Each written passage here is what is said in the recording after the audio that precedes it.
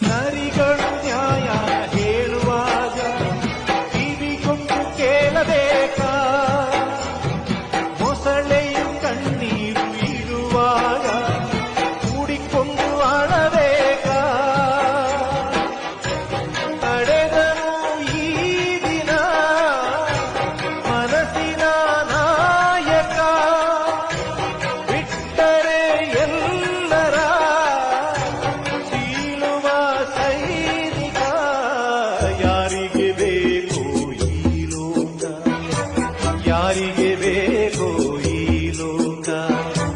ಮೋಸಕ್ಕೆ ಕೈ ಮುಗಿಬೇಕಾ?